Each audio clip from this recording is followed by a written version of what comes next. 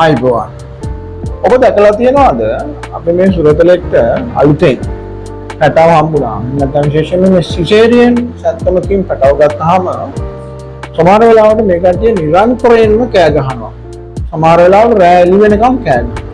මේකට ගොඩක් වෙලාවට හේතු වෙනවා මේ උදරයේ ඇතිවන අධික අපහසුය. අපි මේ තත්ත්වයට කියනවා කොලික් කියලා. අපේ ලදරුවන්ට වගේම මේ සුරතලුන්ටත් මේ කොලික් කියන තත්ත්වයෙන් පීඩා විඳීම නිසා ඇතිවන අපහසුතාවයේ ප්‍රතිඵලයක් විශේෂද මොවුන් කෑ ගැහිම සිද්ධ කරනවා. ඒකට දැන් මේ වගේ තමන්ගේ සුරතලා කෑ ගහනවා නම් අපිට හිතන්න පුළුවන් මේ කොලික් එකක් කියලා. මේක අපිට නිවසේදී නිරීක්ෂණය කරනවා නම් සමහර වෙලාවට මොවුන් කප්ප දාන්නේ නැහැ.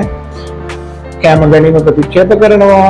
දාන කක්කව ස්වරූපේ නැසලා තියෙනවා. සමහර අය සීතල තත්ත්වයට පත් වෙලා තියෙනවා. එතකොට මේ උදරේ ගොඩක් අපහසුතාවයට පත් වෙනවා.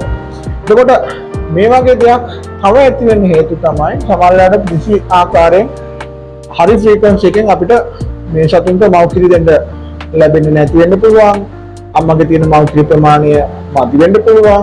එහෙම නැත්නම් දෙන ෆෝමියුලා එක හරියට තුනකයන්ට ගැලපෙන්නේ නැති වෙන්න පුළුවන්. ශරීරයට විස බීජ ඇතුල් වෙන්න පුළුවන්.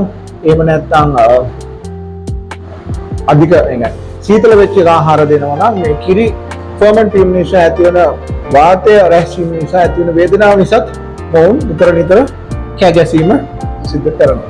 ඒ වගේම දැන් මේ කට්ටියට කිරි දුන්නාම අපි විහාරේ දන්නවනේ ලදරුවෙක් අපි උඩුස්සවනවා.